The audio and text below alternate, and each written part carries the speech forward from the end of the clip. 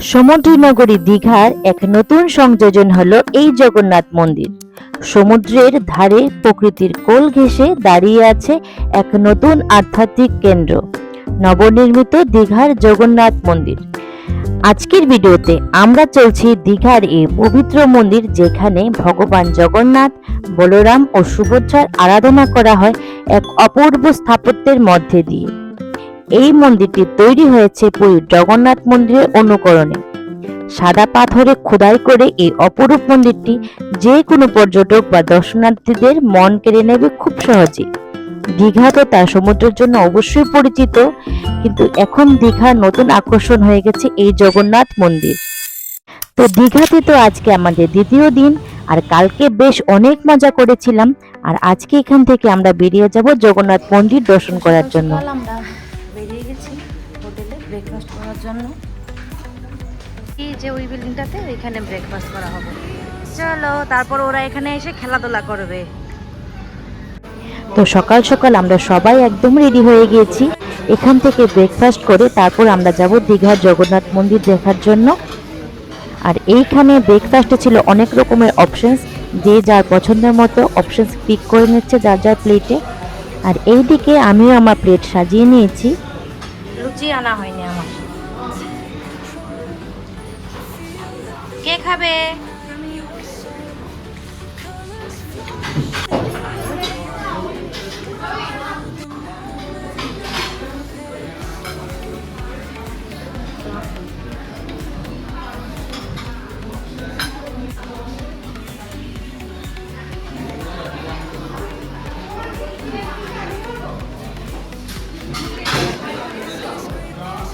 তো breakfast complete করার পর আমার মেয়ে দৌড়ে চলে এসেছে পার্কে, ও কিছুক্ষণ সময় খেলা করবে বলে। তা আমিও ওকে কেয়ারটেক করছিলাম। আর আমার হাজব্যান্ড চলে গিয়েছে আমাদের লাগেজপত্র নিয়ে আসার জন্য। কিছুক্ষণের মধ্যে আমরা এখান থেকে বেরিয়ে যাব। চেক আউট হয়ে যাচ্ছি। চলে এসো বাবা।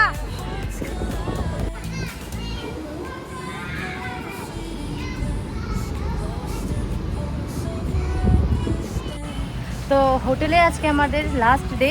কালকে এসেছিলাম, আজকে চলে যাচ্ছি। তো এখানে তো এসে ভীষণ ভালো লাগলো, খুব এনজয় করেছি, খুব মজা করেছি। দেখবে আমার পুরো ভিডিওটা, আর ভিডিওটা ভালো লাগলে লাইক কমেন্ট শেয়ার অবশ্যই করবে। তো আমরা হোটেল থেকে বের হয়ে তারপরে এখন আমরা টমটম দিয়ে যাচ্ছি মন্দিরে, জগন্নাথ মন্দিরে। খুব ভালো প্লেস, দেখার মতো জায়গা, তো ওইখানে যাচ্ছি। তারপর যাবো আমরা নেক্সট মন্দারমণিতে। আমরা এখন চলে এসেছি নবনির্মিত জগন্নাথ মন্দির, এই মন্দিরকে দেখার জন্য।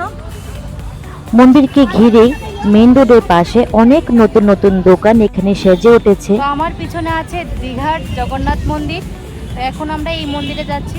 দীঘা রেল স্টেশনের একদম পাশে 20 একর জমি নিয়ে এই মন্দিরটি তৈরি হয়েছে পশ্চিমবঙ্গের মুখ্যমন্ত্রী মমতা বন্দ্যোপাধ্যায়ের তত্ত্বাবধানে। আর এই মন্দিরে প্রবেশের সময়সূচি হলো সকাল 6টা থেকে বেলা 1টা পর্যন্ত, আর 1টা থেকে 3টা পর্যন্ত সব দুয়ার বন্ধ থাকে মন্দিরে। অস্বাভাবিক মানে সুন্দর, অনেক বড় এরিয়া নিয়ে, মানে খুব সুন্দর করে বানিয়েছে এই মন্দিরটা। আর এই দিন প্রচন্ড রৌদ্র উঠেছিল, ভীষণ গরম ছিল, আর সূর্যের চারিদিকে একটা সুন্দর ঘেরা পড়েছে। তো দীঘার জগন্নাথ মন্দিরের ভিতরে ফোন নিয়ে যাওয়া এলাও না, তো আমরা ভিতরে কিছু রেকর্ডিং করতে পারবো না।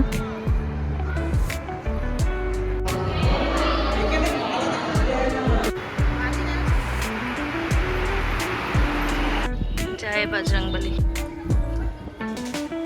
আর এইখানে প্রত্যেক দিন প্রচুর পুণ্যার্থীরা আসে মন্দির দর্শন করতে। সমুদ্র সৈকতের পাশে হওয়ায় মন্দিরে প্রচন্ড হাওয়া বইছিল। রৌদ্র থাকার পাশাপাশি হাওয়ার কারণে বেশ ভালোই লাগছিল। এখানটায় মেইন মন্দির, কিন্তু মন্দিরের ভিতরে ফোন নিয়ে যাওয়া এলাও নেই, তার জন্য কিছুই রেকর্ডিং করতে পারবো না।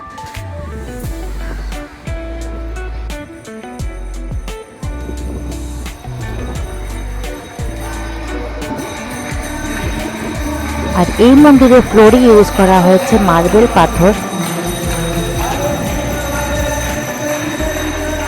দীঘার জগন্নাথ মন্দিরের মূল মন্দিরের উচ্চতা হলো 213 ফিট। আর এই মন্দিরটি তৈরি হয়েছে কলিঙ্গ আর্কিটেকচার স্টাইলে। আর মন্দিরটি তৈরি করতে ইউজ করা হয়েছে বেলে পাথর। তো আমাদের তো এই মন্দিরে এসে ভীষণ ভালো লাগলো। তারই সাথে আমাদের জগন্নাথ মন্দির ভিজিট করা, দেখা, দর্শন সবই হয়ে গেছে। এখানে প্রসাদও পেয়েছি, বেশ ভালোই লাগছে। দেখতেই পাচ্ছ কত সুন্দর হাওয়া বইছে, আর প্রচণ্ড রৌদ্রও আজকে। যারা দীঘায় আসবেন অবশ্যই মন্দিরে আসবেন, খুবই সুন্দর মন্দির। তো আজকের ভিডিওটা এখানেই রাখছি। সবাই ভালো থাকবেন, সুস্থ থাকবেন। দেখা হচ্ছে পরবর্তী আরেকটা ভিডিওতে।